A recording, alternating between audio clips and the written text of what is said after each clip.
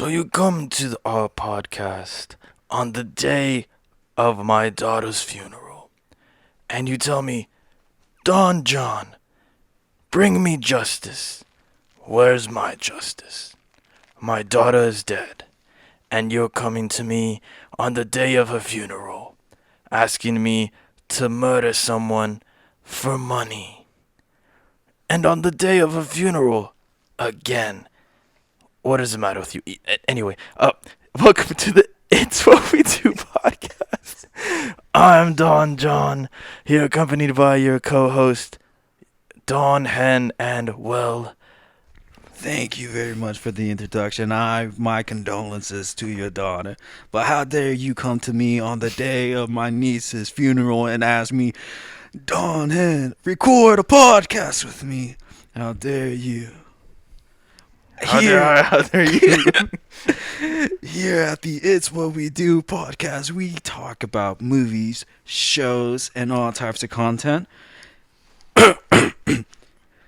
And thank you for joining us. Sorry, I had something stuck in my throat there. And yes, thank you very much.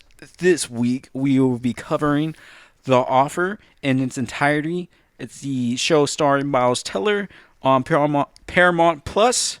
And before we get into that, let's talk about Bobby One Babobi. We had episode number 5. Is it 5? Yeah, 5. Yeah, 5. Just dropped this week, and just like what I say about every other episode, it has been an episode. Has very much been an episode. You cannot deny it. What do you think about this episode? What a very special episode. And might I add, what a very great episode. Obi-Wan Babobi has been doing a fantastic job, and in my opinion, a lot of these people that are hating on Twitter and whatnot, they need to go to hell, because clearly they're judging a show that has just begun and hating on a character for the race and not for the content. I would just say get fucked. Yeah, Get fucked. Kick fucking rocks. I got Yeah. that from the weekly plan. I love the show. Maybe the 2 episodes might have been a little bit of a drag, but it's too early to it was at that point it was too early to judge a show based on I'll say the what's same going thing I on. have said to you off air and everything, and I think I said this on the pod. It's okay show. It's I'm enjoying myself, but it's not like Yeah, nobody's saying it's groundbreaking, but Yeah. I just don't think it's as bad as people have been saying. yeah. And then I think it's funny how a lot of people turned around about that character. What is her name again? I forgot. Reva. Ingrid? Oh, Reba. Yeah, she saying about how they're upset, but now after the last episode where they actually tell her story, which was gonna happen, it's clear storytelling. Obviously they're gonna say what's her beef kind of thing, and they're saying she's a great, or some people are saying she's a great villain. Whenever people were saying before that it was horrible and she has no reason to be like this. Honestly, for a fan base that has that swears they know a lot about the actual lore and everything, it seems to me they forget a little bit about. I'm sorry, I just put filmmaker in my bio, so I know everything.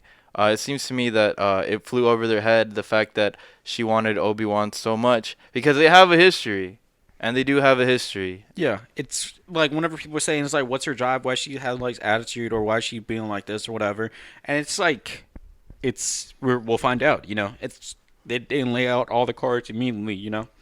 And her reveal wasn't really a reveal. It was kind of assumed, which is not.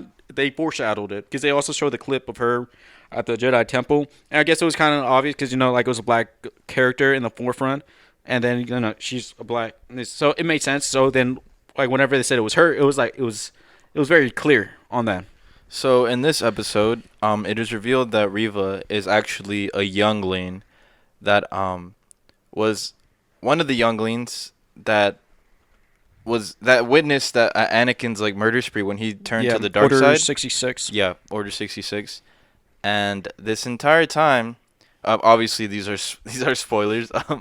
If you Yeah. didn't know, it's what we spoil. That's all we do.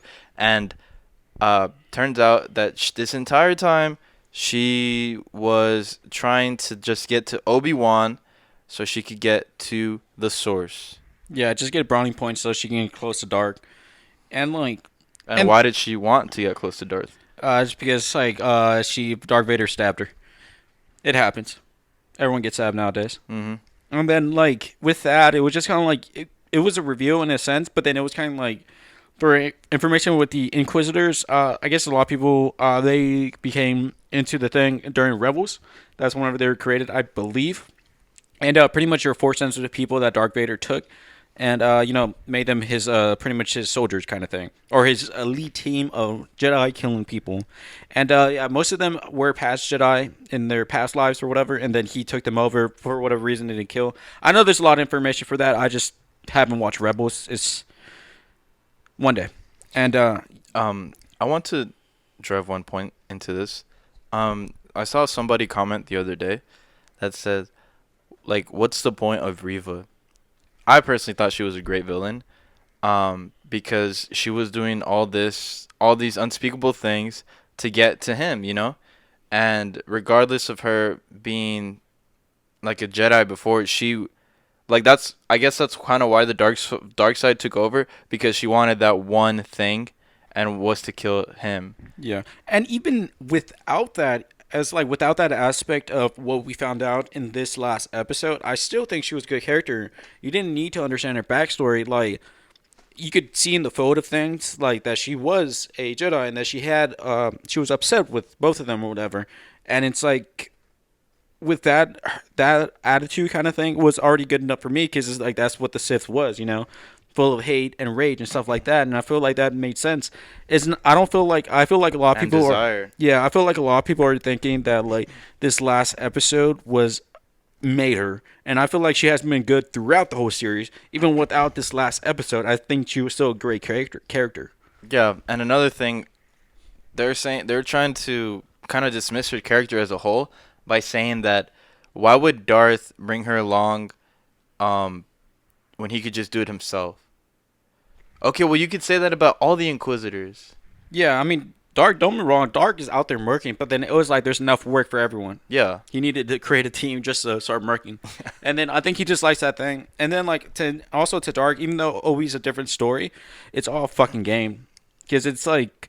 Do you remember that one meme I sent you? It was like the impractical jokers, and it had like they had photoshopped Inquisitors, and they were like, okay, now say Grand Inquisitor, and then Dark says it, and then they start busting out and laughing. Yeah. I thought that was so fucking funny because that's pretty much what happened. Because it's like in Rebels, I already know that like the Inquisitor dies in that show, and it was obvious that he was gonna live. So just like I already sensed that like it was a fucking joke, It was funny, but regardless, I still think it's a good episode. And then just one thing we did not even bring up, the flashbacks with Hayden Christensen.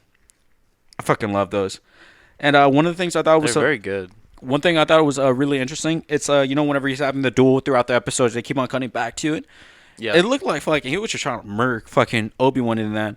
And I think that's interesting because with the rule of two, you know how like eventually the apprentice kills the master whenever they get powerful enough, kind of thing.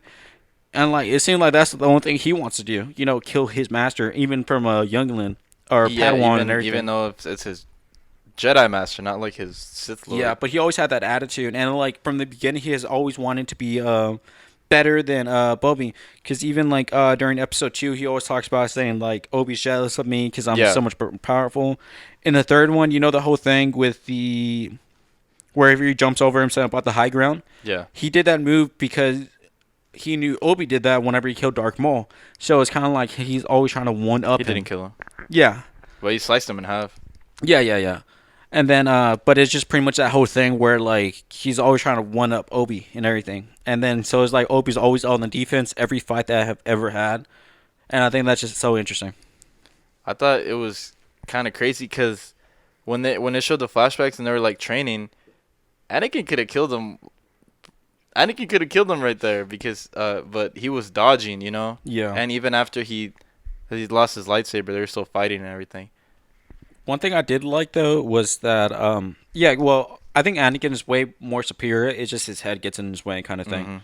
Mm-hmm. One thing I personally enjoyed, but I know a lot of people were they thought something okay, it's about how they didn't really de-age Hayden Christensen. I like that though. I personally like that. And I thought it was just a cool thing because it's like I know this didn't even look that old. Yeah, but you could tell. You can but tell. still, I mean, it's not really. It's been over 20 years now. So, but then like with that, I actually personally like that because I thought it was just like a growth kind of. It's because it's happening now. We know it just got done filming and stuff like that. So I appreciated it like that, and like people were like doing their own deepfakes about like better like de aging thing, and I Looked the thought same to me, man. yeah, but I thought I Didn't liked look it. much different. It's kind of like what they did with Luke Skywalker. The deepfake looked bad, but like you knew it was him though. That was the beautiful. That was the best part. You knew it was the same actor. Yeah, and then I think we'll finish up next week with the last episode of Bobby One Bobby, episode 6, and yeah, let's dive right into the news then. Vince McMahon has stepped down as CEO of WWE due to allegations, whatever, coming up against him about him being an asshole, pretty much. There's like a lot of stories about him like being inappropriate and stuff like that. Oh man, Do you watch WWE I've never seen it. ever?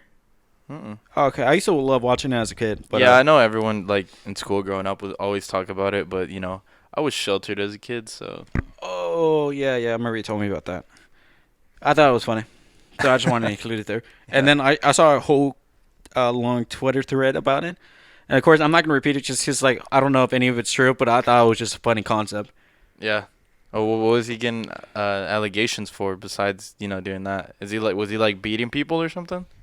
I don't think it was that. I think it was just inappropriate. Like touching them? Yeah, that kind of like past that as well. But we're not here to report on that today.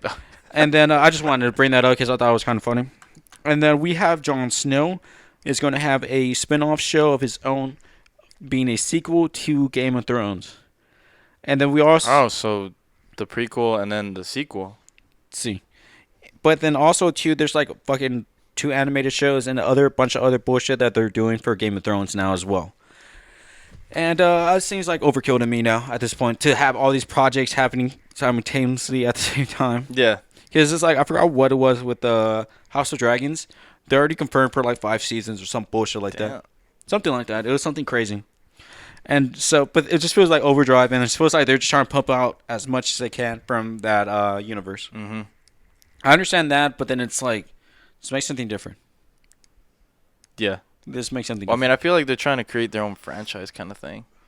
Yeah, but whatever. The next Star Wars. So, and then we have more Ezra Miller news. Warner Bros. Has said that they have no future plans with any other projects with Ezra Miller. And then just hoping this one, he stays under the radar until his movie comes out. And also, too, he's wanted on Hawaii right now, his authorities. And he posted like a lot of memes on his Instagram, I believe it was.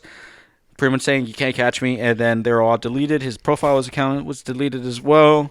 So I believe he's on the hunt in Hawaii. So, I mean, he can't leave. He can't leave. Because if he goes to the airport or whatever, they're going to be like, hey, there he is. Yeah, it's something. I think they should just turn themselves in and yeah, just deal with it. No. So I'm assuming they're going to just release the Flash movie as is. Yeah, I believe so. Who knows if they're going to do anything. And then either do Flashpoint or kill him off. What they're doing Flashpoint already. Okay.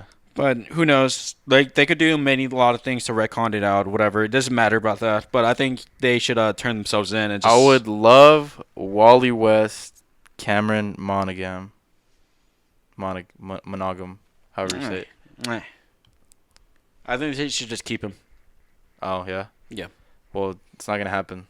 Well, that's what they say now. What Yeah. happens whenever the Flash movie makes $10 billion? See? Yeah. See? Then Yeah. they have to bring him back. Better than any of the Superman movies. With Henry. He needs more movies. That's what I'm trying to say. Oh, okay. I thought you were doing the slug man. I was about to say fuck you. Oh, okay. Yeah, it's kind of interesting, don't you think? None of the heroes really got their run of movies like that. It's after all the beef that happened with Zack and everything.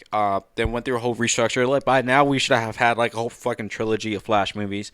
But yeah, but they're supposed to do a lot better now with the restructure of with the whole thing with Discover. Like they have a whole plan they're doing as well. And then there's also I forgot when it was like a couple weeks ago. I just couldn't find the article. was that it sounds like the new Superman movie is in the works with Henry Cavill though. So that's something to keep hope for now. If it happens, hopefully. Hopefully we can hear some more news. I only seen like 1 or 2 articles about it, so we'll see. Oh, I'm kind of excited for that Michael B. Jordan Superman. I hope it doesn't happen. Like right now. Or I just want to see Henry. That's all I want. What about down the line? Sure. But Sure? Sure. Okay. Sure. But it's like I don't care. I just want to see Henry, you know. Yeah. Nothing against B. I love Michael B. Jordan and everything like that, but it's just Henry. And one thing I thought was interesting, Hayden Christensen was talking about that he gained 25 pounds for the Obi-Wan Kenobi show. He was that skinny before? I think so. And yeah, I don't know what he's been up to. He's just been on a farm pretty much since then. So I guess yeah, that was interesting. And then we have Disney news. They're gonna do I believe, live action Hercules movie directed by Guy Ritchie, and I'm pretty sure it's gonna be based off the animated movie they had a couple years back. So sure, whatever. Why not? You said a couple years. It's years. Couple years? Did I say that? Yeah. Couple years. It was like over 20 now, right? Something like that. Yeah. Yeah. I'm not sure. It feels like also Hercules. There's a lot of Hercules movies. I don't even know who they could get to play that character. I mean, anyone. Me. Yeah, but it would need to be someone with like orangish hair, I guess. I mean, they can just retcon it. It doesn't matter. No, it does matter. Why does it matter? Matters to me, just because I say so. Oh, yeah. Yeah. Actually, The Rock, like 3-4 years ago, played Hercules. Mm-hmm. Yeah, and then there was also another Hercules movie that came out like 2 years ago as well. Yeah. Yeah, it seems like they're just monkeying the fuck out of him. But I understand Disney just because they already had their line of movies, and they're like, it feels like they're going through all their animated movies and making them live action. One thing that people were talking about was the saturation of this stuff. Kind of like with The Offer, it's like they're making shows and movies about stuff that's already been made, in a way. You know? Kind of like how, Buzz Lightyear, for example, Mm-hmm. They're making it's going to be like a animated movie about the actual Buzz. And then Just came out this past week. Yeah, and then also with the just like, they're doing that for a lot of movies, Yep. But I can understand why they do it, and I can understand why people they don't want that. But then, like, a lot of the same time too, it's harder to get a franchise or even a certain kind of movie and stuff like that going, and to do well whenever no one knows what it is or what it's about, kind of thing. So it's hard for them to be able to do that. That's one thing I like with Disney does, or like with the MCU movies. Obviously, they're cashing in on their characters and stuff like that, the familiarness of them.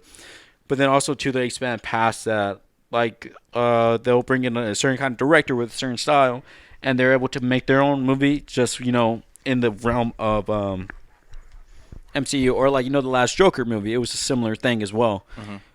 I didn't even include Joker news on this. That's funny. And then it's kind of like that. That's why I think of things, because it's like if you have those one-off movies and stuff like that, and it's not connected to anything, or they don't know what it is, it's hard for people to get excited or to even go watch it. Mm-hmm. Like The Northman. Even though we had our opinions about it, not a lot of people saw it. Or like even Top Gun as well. They had to do a sequel off a movie. Oh, I love that movie. Yeah, I know you do. I liked it better than The Northman for sure. I put them in the same realm. I don't. I do. Stop. I do. No. What? Whatever. And then we have, speaking about comic book movies, we have Tom Hardy releasing a pic over the screenplay of the Venom 3, and then he also put a caption on saying, "Here we go, last dance." So it sounds like he's going to wrap things up with a trilogy then. So he's not going to be in any Spider-Man movies then? No one knows right now. But I'm just going off of that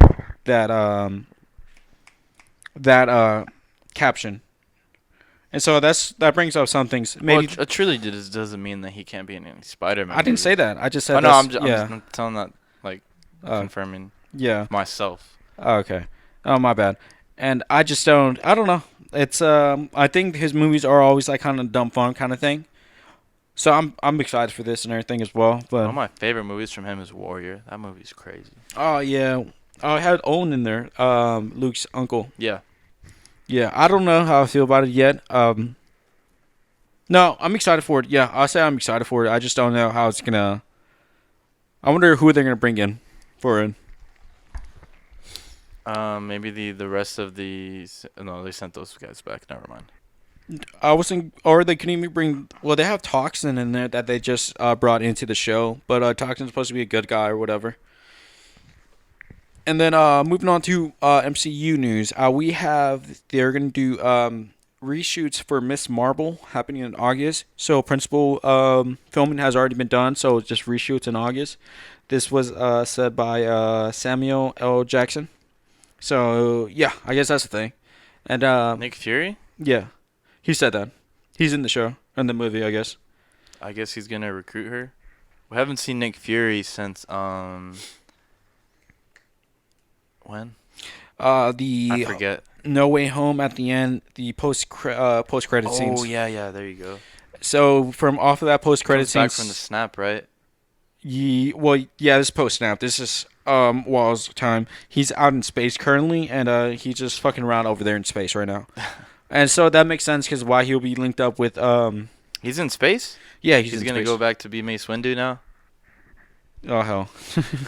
And what is he doing? He's it makes sense because Miss Marvel is cosmic, Yeah. and so sorry, Captain Marvel is cosmic, and then Proton, whatever the fuck, she's in it as well, and then the Miss Marvel, and yeah, so it's like them three and him, and who knows exactly what their story's gonna go to right now. I don't know because I think it's also gonna loop into like Shang-Chi because like how his things are cosmic. His rings are cosmic as well. So yeah, I'm not sure. And then we have Ironheart has just started filming as well. Who's playing Ironheart? No idea, some girl. It's Riri something. I forgot the name. And yeah, it's supposed to be like a young black girl who plays like kind of takes up the mantle of Iron Man. How did she get a hold of Stark Tech? Who knows? And with that, I think it's interesting because they already teased as well. We know Iron Wars is coming, and then it hasn't been confirmed, but they brought that kid back in for Iron Lad. I want to say I forgot the name. It was Iron something, Iron Lad or whatever. So it sounds that like we saw at his funeral. yeah, him. And that's a lot of people think are gonna happen. They're gonna bring him in for Iron Lad, and Do you think they're gonna make Tony like the new Jarvis? nah, I think they're done with him. I don't think the Robert wants to do it as well either. No, Oh, okay. which I'm kind of happy though. Like I think Chris Evans has said the same. Like he doesn't want to come Yeah, back. just let it be. Yeah, it's like it's a definitive end. It's like do something different now. I remember I saw on the thing recently that Chris Evans said that what did he say? He said there's better chance of him coming back as Human Torch than him coming back as Captain America. I would love to see him back as Human Torch. I like to see Michael B. Jordan. I like to see Miles. I remember Mr. you sent me a Fantastic. thing about that. You said either was it Nova or Green Lantern. Yeah. Ooh, I think he'd be a good Green Lantern. I really don't give a fuck what he does because whatever he's in, I'm gonna watch. That's the way I have my attitude towards him. True. Because it's like with the characters, I don't really. It's like he could play any character and I'll love it just because it's him, kind of thing. Yeah. And it's like even if he doesn't do anything with like MCU or whatever. I don't think he's ever been in a bad movie. Fantastic Four. Oh. Yeah. But like with Forgot him, about I'll that. love him in anything pretty much. And yeah, even if he goes to even DC or even The Boys, let's say, and everything like that, I think he's just good actor. And I don't think it's. I hate like trying to put them in a box, saying like because he looks like that, he could play this kind of character. Like how that's how like law of fan Yeah, casting yeah. happens. I And feel so you. I think you'll be great at anything. And like let's say if he does, I'm pretty sure after Top Gun, I'm pretty sure he's getting more offers right now and everything as well. They're making him an offer he can't refuse. And then he refuses it. And it's like, oh, fuck. I don't even know what to say anymore. And then, we also have the Penguin has just started filming as well. Ooh, yes. Yeah. I mean, Is it gonna be the Penguin from the Batman yes, it is. or the Penguin from the zoo? Both. Okay. Yeah, as a me tag team, the Penguins. No, yeah, I mean, I'm okay. It's like it's that thing. I think I told you. It's just kind of like because they're doing this. It can like let's say if this was taking the spot of another thing, that could have happened. I think he was funny as fuck though in the Batman though. Oh, he was a great character in the Batman. Yeah. So that's starting filming now. So yeah, we'll see about that. And then we also had a trailer for the policeman. It takes place in England. I think it's about a gay police officer, and played by Harry Styles. And I'm actually pretty excited for this one, actually. I'm not, Why not? because I don't care. Why? Because I don't care about Harry Styles. Why don't you? I don't care for his acting career. I like some of his music's pretty good though. What movies has he been in? Dunkirk. Okay, what else? Yeah. So you just hate him off of one thing he's been in? I didn't say that. I just said I don't care for his acting. Why not? I said his music is fine. Like I like some of his music, but Right. I don't care for his acting. I don't care to see that. And a policeman in England is only gonna have a nightstick. What does that matter? Oh, you want him to have a gun? Yeah, because I'm American. Oh, yeah, yeah. Are you? Yeah. I'm not American. Not saying where we're from or where we're located. You don't know. We're located on the eastern side of your mom's house. We're on the Dune Sea. The Dune sound. The Dune Sea, located right underneath your mom's house. Like the basement? Nope, right underneath that. What's under that? The Dune Sea. Oh, shit. Damn, crazy. Yeah. And then also, too, we have first picks Ryan Gosling as the Ken doll in Barbie. Yeah, I saw that. What you think of it? I don't really care for it. I think it's just funny because it's like it looks so like what the fuck kind of thing. Yeah. But I think that's the whole point of the movie. I think I it's feel like supposed they should have got a younger guy though. I think okay, so it's like I'm pretty sure the movie goes into deeper than that. It's not just like a Barbie movie. It's supposed to be. I think it's supposed to be a satire on the whole concept of Barbie, because he's only one Ken doll in the thing. They have multiple Ken dolls in there. Yeah, they don't all look the same. Yeah.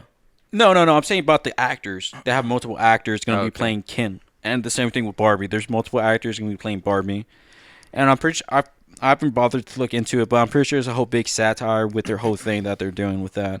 And I'm actually pretty excited for it just because it sounds interesting. Just trying to make it live action, but it's not like a joke. Well, it is a joke, but it's not like just that. Yeah. And then also too, we have a new project in development, Batman Aztec. Can you read those 3 words that follows in? Batman Azteca, Choque de Imperios. Yeah, pretty much Batman in ancient Mexico, and it's a new project that they're having, and I'm not sure. I mean, it's interesting. It sounds fucking interesting as fuck, honestly. And then it's like it seems like that kind of history in the Americas don't really get talked about too much in the mainstream. I guess you could say, right? Right? Yeah. So it sounds like an interesting thing for them to do, but it's just like another Batman project. Yeah.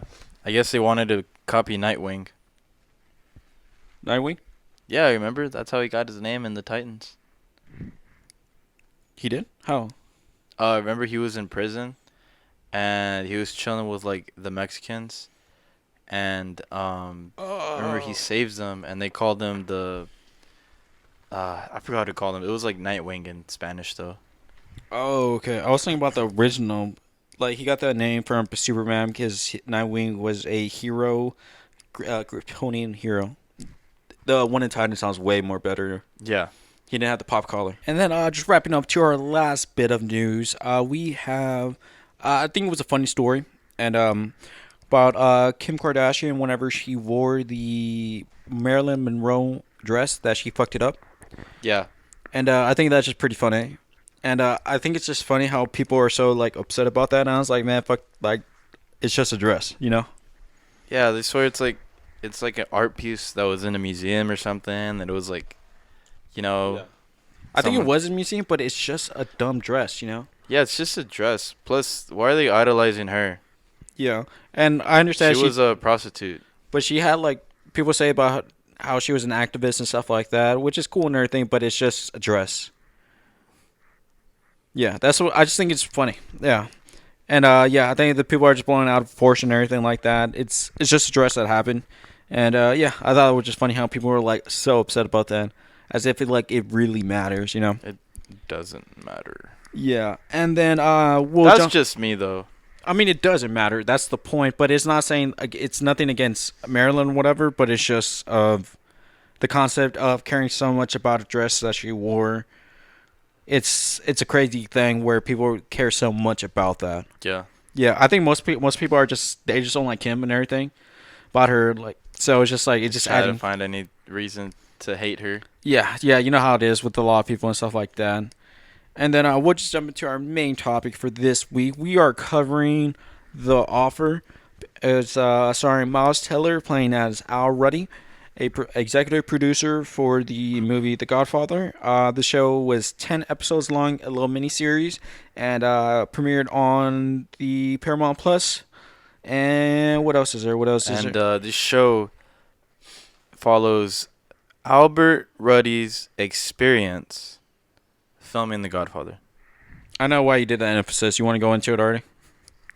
Okay, so there's been some talk on Twitter. You know, God, I don't even know why I use it, man. Just every day is something that make me upset. No, yeah. So people are saying that since it's about The Godfather or whatever, it needed to be solely about The Godfather, not following Albert Ruddy. But it literally in the description it says that it follows his experiences filming The Godfather, and he did produce the show. So did his daughter, right? Yeah. And also towards the end, it shows, like, to me, it's like, okay, it makes sense. Like, how many movies have you seen towards the end where it's like wrapping it up? People are moving to other things to like move on in their life or whatever. Mm-hmm. And yeah, like usually a show or a movie will do that. People move on and it shows what they're going to move on to do. And they did that, right?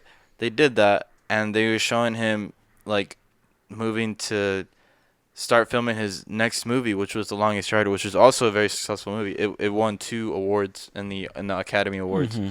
And and yeah, so people were like up in arms about the fact that that last episode focused on him and only him and his new movie, The Longest Yard, and about his conflict about whether he wanted to do Godfather 2 or not, which makes sense. I mean, it shows that he didn't want to do it. He wanted to do his own thing, you know, make his own movie, you know, because he was still like rocking with Francis Ford and Mario Puzo, Mm-hmm. and he wanted his own thing now, and I feel like that itself was kind of inspired by, you know, his secretary Betty, because she wanted to do her own thing too. She wanted to do her own agency, and I just personally feel like that flies over so many people's heads when all this was going on, and they were complaining that they just glanced over the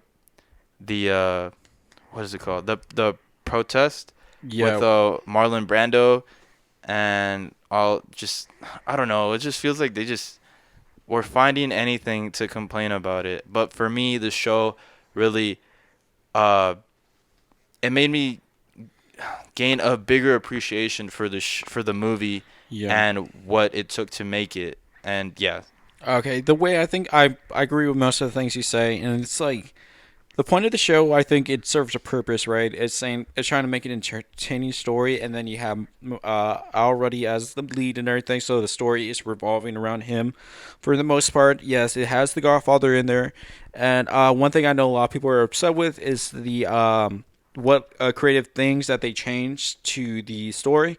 And I think they're perfectly justified just because you have to serve the story that they're telling right now. It has a lot of, obviously, it's about the Godfather, but it's not it's more of the process of Ruddy, going through his journey of making a project. That's really the core out of everything. And I feel like it serves that point and everything. And then like a lot of people are upset about the creative things that they have changed in well, which I feel like it's more than nitpicking. So like when the I think the Native American that Brando I put, forgot the name, but it was a protest. yeah, something with feather, something like that. And then with her going up on stage and then them not making a big thing about that. And it's nice that they even included that because they didn't have to do and everything. But then people are upset of like changes that they did. Like they're like I remember saw things saying like he didn't have to like talk about the conflict and stuff like that. They're saying they're dramatized things, and that's the point of the thing because it's like with any biopic or anything like that, they'll switch things around to serve the story. And like even though it might not be factually correct, it's not about that. It's about the story. Because if it's going note for note, it'll just be a documentary, and this is not what this Yeah, is. exactly. That's a very good point.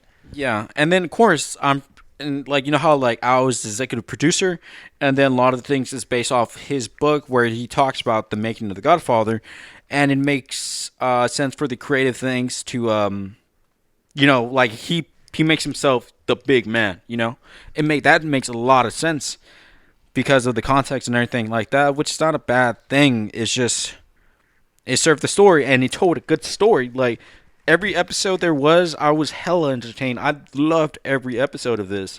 And enough about our rants. Let's just talk about what we really thought about this show. Just one other thing that I want to add. I think if it was anyone else's story, it wouldn't have been as good. Cause man, he was in the trenches. He was talking to the mob. He was in there with the Italian Civil Rights League. He could have got killed like a few times, man, because of Crazy Joe Gallo. Yeah, but And then he it's was, like in one there, thing bro. I think people are upset about is just saying that a lot of those things were dramatized or like let's say not even happen. Not saying what happened didn't happen, but that's what a lot of people are saying, that it didn't happen the way that it's portrayed in the story. Okay, then let's condemn everyone who ever wrote a book. Then Yeah. let's condemn Jason. Let's Jake Aldstein. Let's condemn him for Tokyo Vice and how it was overly dramatized. Yeah, it's like that, and it's just like it was a story. It was a certain story. Like let's say they got flip things and made a movie about Ford Coppola on his journey on discovery and things like that. They would most likely dramatize things and put things on his back instead. They do that all the time with like Bohemian Rhapsody, whatever like that. They flipped a lot of things around to make the story seem like that to serve their story, which it's fine because that's what the story's for. That's what you're making something entertaining, so you'll change whatever you have to. It's not like you're changing history; you're just changing your movie or show. That could, yeah, you could do that with any like. That's what they do. They do that with a lot of war stories and celebrities, like Elvis, for example. Yeah, this is. Yeah, it's like one of my favorite movies of all time, Rush and everything. It's a lot of it's factual, but then it's like a lot of things they change just to serve their story and everything like that. And yeah, let's just end our rants there and actually talk about this fucking movie. Oh wait, just because you have filmmaker in your bio doesn't mean you're a filmmaker and you don't know everything. Shut up. All right, go ahead. Okay. Starting off this very first, just diving. Oh my goodness, do not know where to start with this. Okay, I love already. I love Miles Teller in this. It's not just because I'm a fanboy of Miles Teller, but I think he was just incredible in the role and everything. I guess I can relate to him in the sense of like some of the things he was talking about, like the magic of movies and stuff like that. And I love that because it's like I love movies as well, so I can see that passion. And it takes like, it felt like let's say that's a producer or whatever, it felt good to know like someone behind the scenes is like likes movies just as much or like enjoys going all the time and everything. And I loved what was that? I think a standout was Brando. The character who played him from Alex from the Grey's Anatomy. I thought he was fucking incredible. And his voice that he does for Brando and everything, I love that. I thought it was pretty fucking funny. Or fun. It was so like interesting to hear it and everything. It was different, but it was so like recognizable what he was doing. It's not like our Brando impressions. What I love about this show is the fact that you can see these actors a bit like most of them, their abilities to act as two different people for the exact same show. Yeah. So for one, they're acting as the actors that they're playing, and then they're also acting as the characters that those actors played in the movie itself. Like Al Pacino and everything. I thought his voice was off though, personally, but that's just me though. I think he tried his best with the voice, but I think he played him very well. I mean, I don't.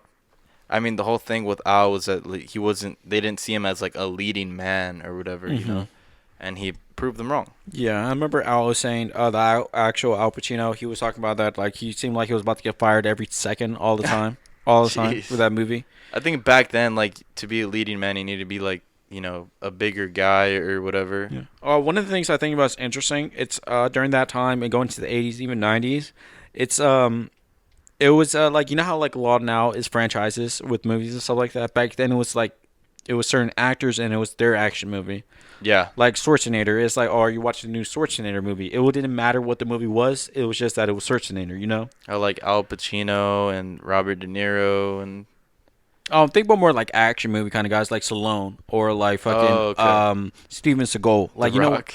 yeah, yeah, it's kind of like that. I think The Rock's the only type of motherfucker who's still doing like has that kind of pull. It's just like you're gonna like are you gonna watch the new Rock movie? I remember him as in Scorpion King and The Rundown, and yeah, he had a lot of better older movies, I think. I mean, I don't think I'm part of his demographic or anything like that. I do like action movies, but not to the same extent I think other people do, because it's like I kind of blank out during the action scenes a lot of times because I'm just seeing where it goes. Because it's like I know they're gonna fight, but where's it gonna lead from there, kind of Yeah, thing. you hit a little Stephen Grant and they just start scrapping. Yeah, pretty much.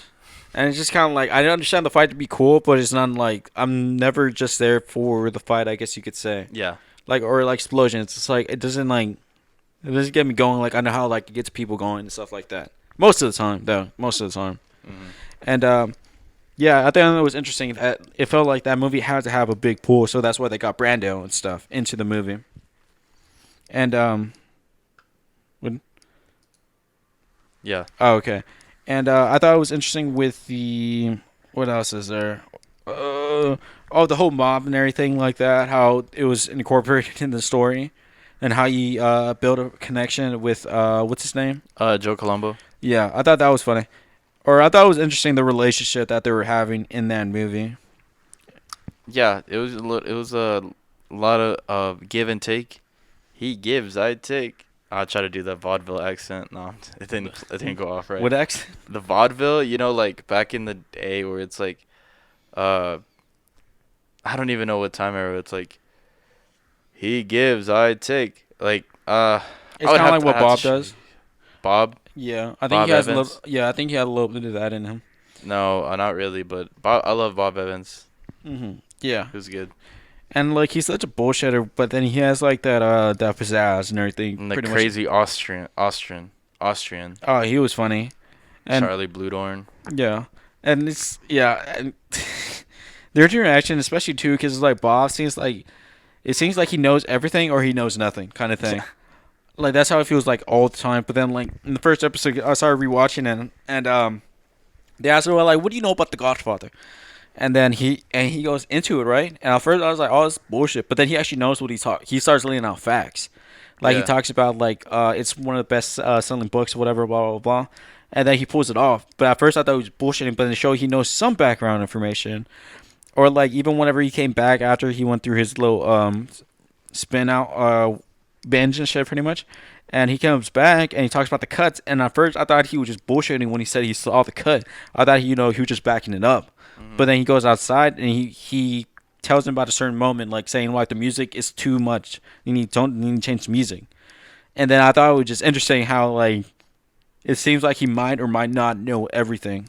But it seems like I guess he does know everything. But it's like Well, I mean, he's such a big bullshitter as well. I mean, he saved Paramount with a few different movies. Like Love Story was like his big one for the longest time, yeah. and I think that was their best-selling movie before Godfather came out. Yeah, and yeah, and especially too I think it's just funny like how he told Al to pretty much do anything that it takes to make the movie, and then Al starts doing it, and that even includes stabbing him in the back, which is funny because his reasoning every time was like, "You said to do anything to anything to make this movie happen," and like he does, and like even with stabbing him in the back so many times. Yeah, no, it was just a very well done show in my opinion. And for me, like I said, it gave me a greater appreciation for the movies, which I love. I have yet to see the third one though. I want to find the director's cut somewhere because I heard that one's the better one.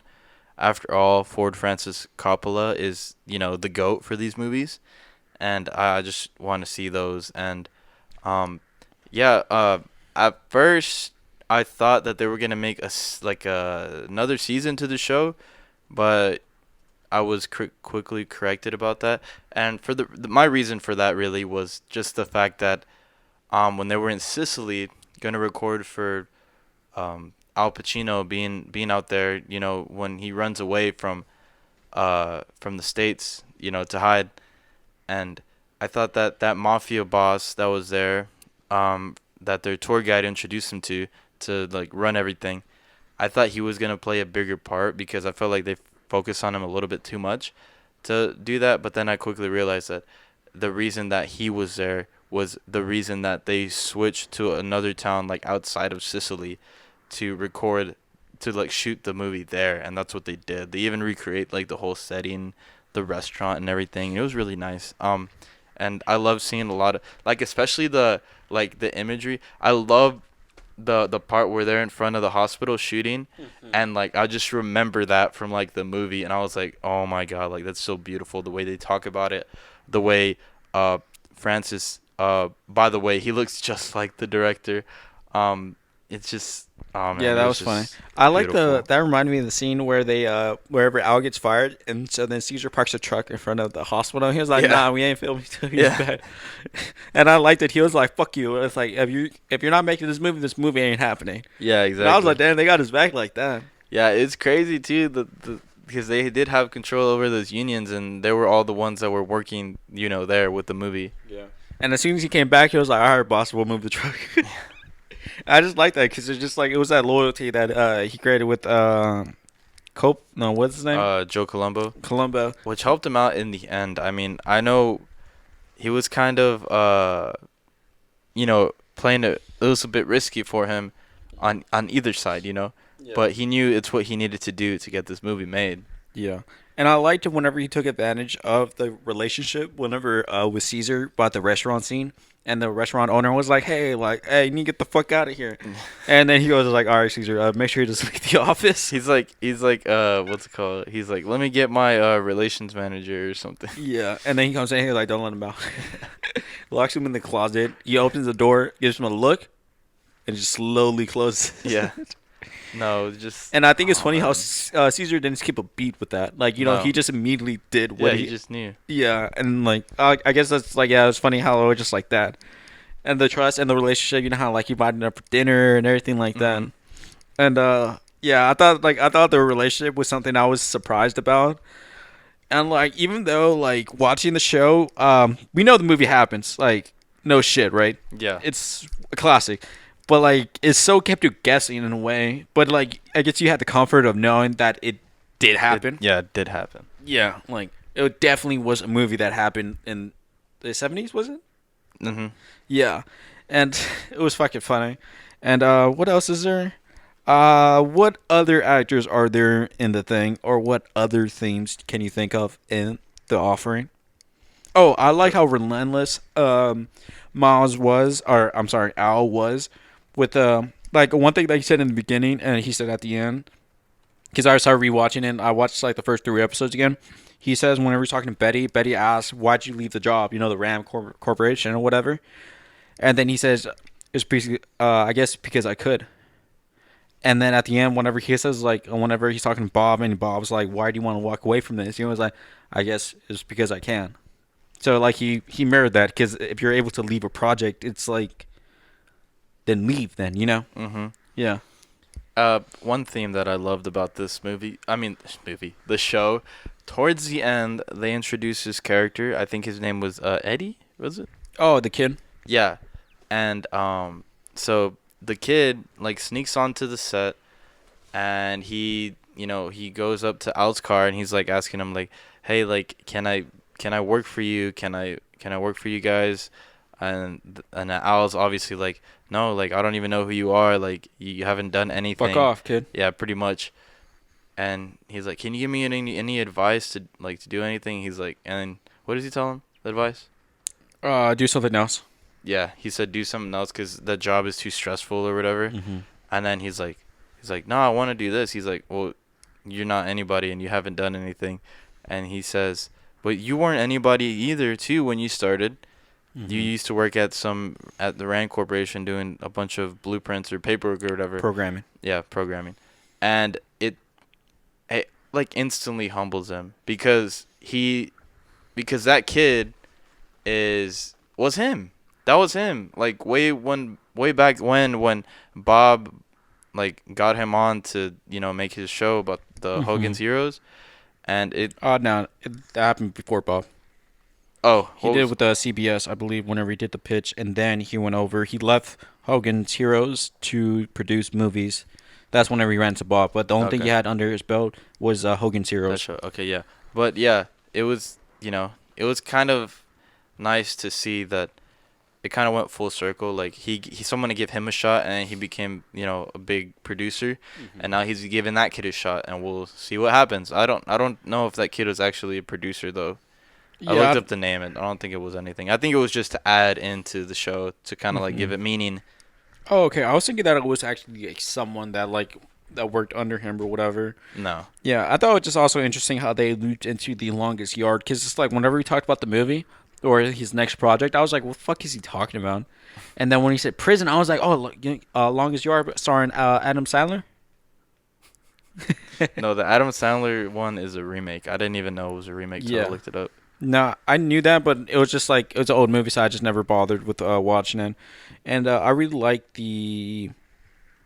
like that concept where he would just like, it's on to the next job, It's like, now you just got to keep it going and everything at that point. And what would you rate the show? Oh my god, bro. 11 out of 10. No, come on, we have a rating system. Yeah. I rate this show a certified banger. Do you remember we had cinnamon sticks? Oh yeah. Cinema sticks. That's what I give this rating for this hot movie. and fresh. Made fresh daily. Fresh daily with the gabagool. Yes, way better than Olive Garden's bread.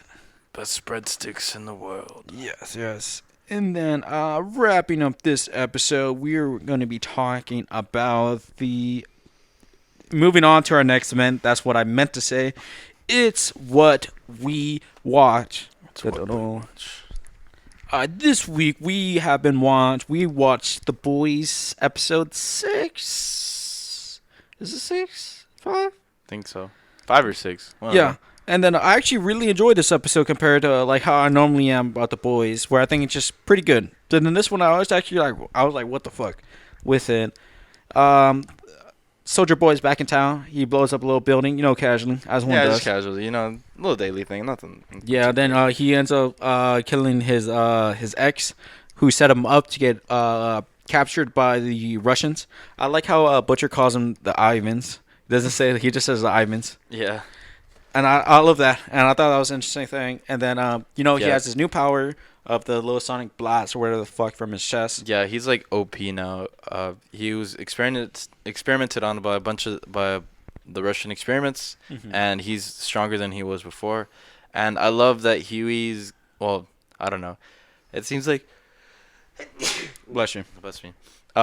It seems like it's kind of like a double-edged sword, this V, because you can tell he's addicted for it. He's like, bro, he's fiending. He's like, I was gonna say that he's fiending for it, man. Yeah, scratching his neck. Yeah, in there. And then Billy, when they pull up to her house or whatever, he knocks out Mother's Milk because he knows that he would try something, and then Soldier Boy would just murk him.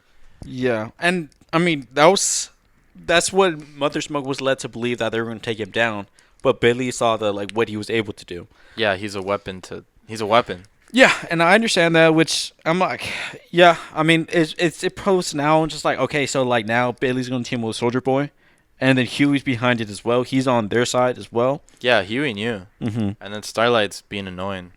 Which I understand her perspective because it's like Huey's getting like having his own problem with this now, and everything. Well, I don't know. I just think she's being annoying because he even told her, he's like, you no longer have to save me, and I can save you, and But she then has you to see that yeah, problem yeah, though. but she has to understand that like this entire time, like he's been doing what he's been doing, but he's been like at a big risk, and also now, like this whole time she's been the one like to like save him or whatever, and as a man, like obviously like that hurts him, and yeah, so he he's gonna be good. But I think that's like that power dynamic is not gonna be healthy for him because it's like he's not just doing it to be safe. Because if he was just doing it to be safe, he wouldn't be fucking in love with it.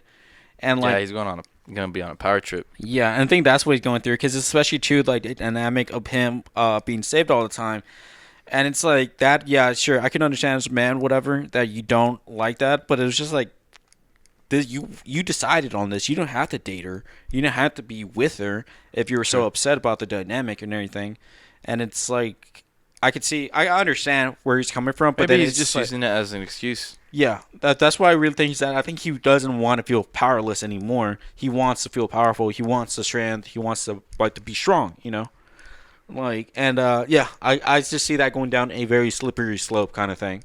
And It's funny though, cause in the back of my head, I'm just thinking like, bro, they're just gonna kill you too. Like you're soup too. yeah, and then it's like to a point, especially like Butcher in that episode where he hooks up with that one what's her name? uh, uh, Queen Maeve. He's like, all y'all gotta go. Yeah. Like even you, and then they just start going at it. Yeah, and then I think it's funny. They start kissing. He pushes her back and says like, "Oh, you think you're too good for me?" And then he immediately goes like he just goes for it. Yeah, then he gets pegged. Does he? No. Oh, I was like, I wouldn't doubt that. I like that line whenever they meet with the legend, and the legend's like, he says that he was balls deep in the girl, and Martin Brando was balls deep in me. What is that gay now? All right, fuck you. That wouldn't be gay. Huh? That's not gay. No. Well, I think it's just so funny. He was just like whatever, because no Yeah. one said anything. He was like, Yeah. what? Was that gay?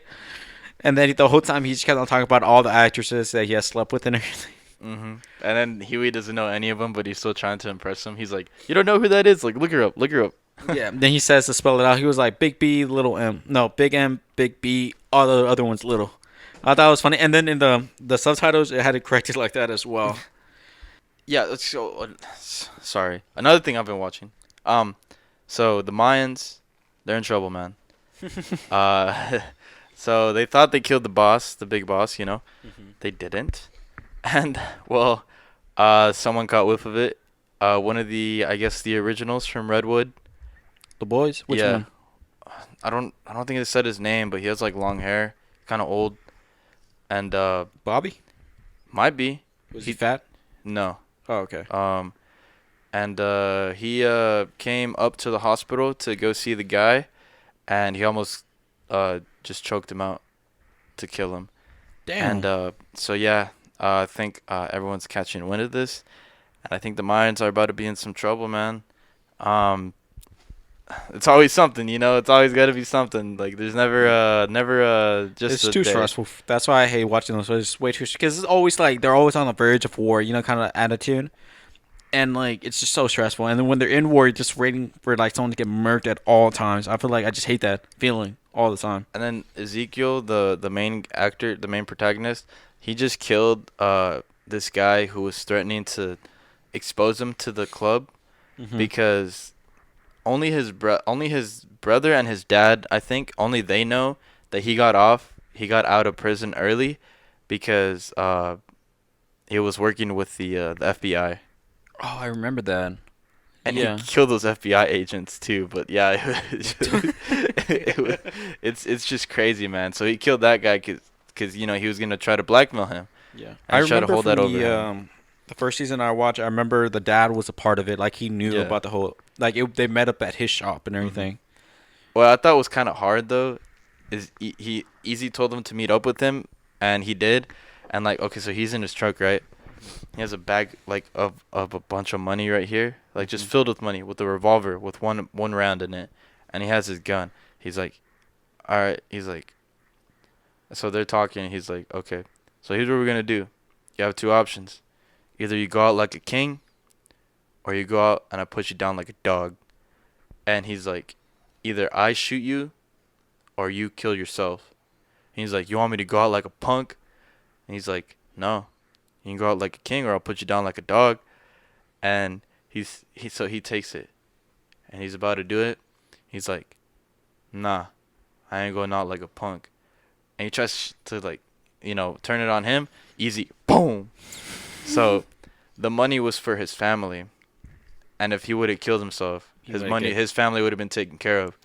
But now his family not getting no money. I mean, fuck his family, man. Yeah, I mean, he was trying to help him somehow. He was a loose end, Yeah, you gotta do what you gotta do. Yeah, that's fucking crazy hard. though, right? Yeah. No, especially too. It's like either way you're dying, man. So just like Yeah. make your choice. Yeah. Hell no. And then what else? Oh, I finished the Young Justice Phantom, and I really like the ending of it. They do a lot of things with because you know how like they do with time travel and everything like that. You know, DC and stuff does a lot of things with that.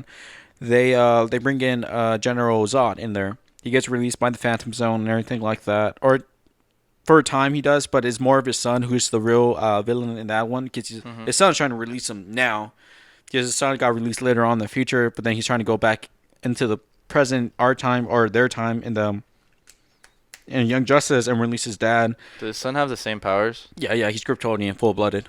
And so, yeah, because whenever his mom went into the Phantom Zone, it's just their consciousness and stuff. So whatever condition you were beforehand is how you're going to be in there. So whenever they get released way into the future, because they all get pardoned, because they were only supposed to be in the Phantom Zone for like 10 years. And then it's been like 100 years. So then they released them. And whenever they got released, she was still pregnant. She was just pregnant. Yeah. And then there's like a lot of time travel problems, time travel, how it happens. So like he released them there, but then like at the same time too, Superboy's over there as well. And like I think it's interesting how they bring him in, or they save him.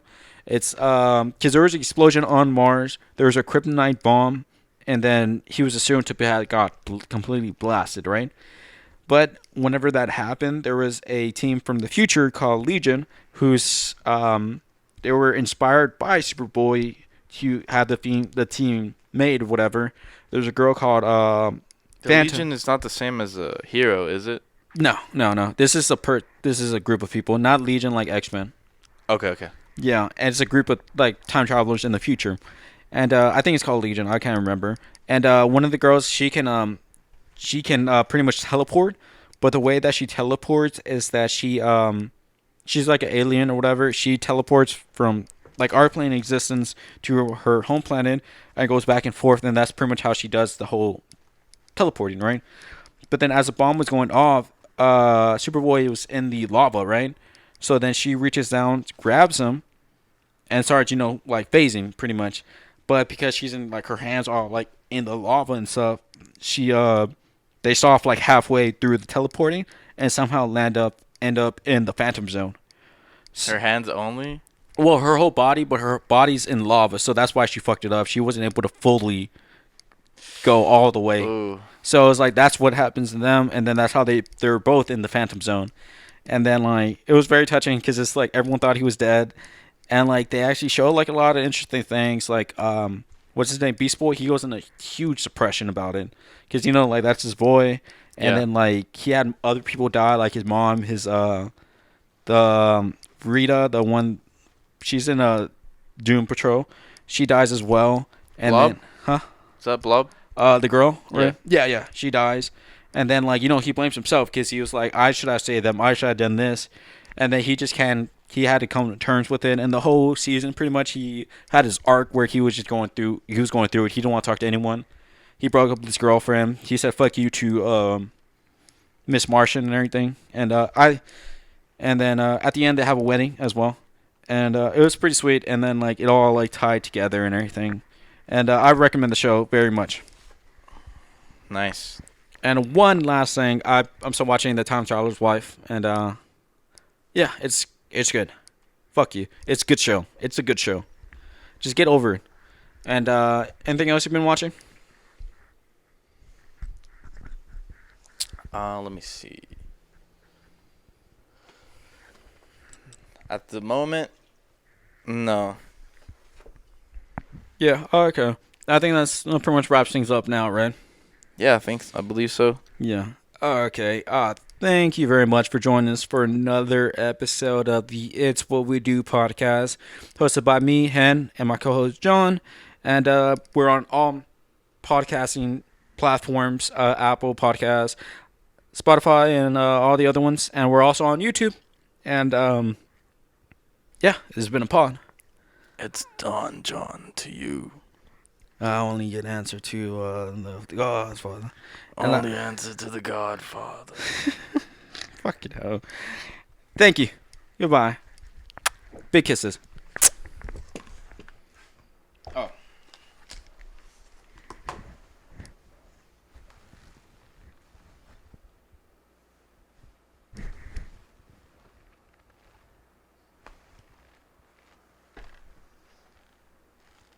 I won't put this all in the video.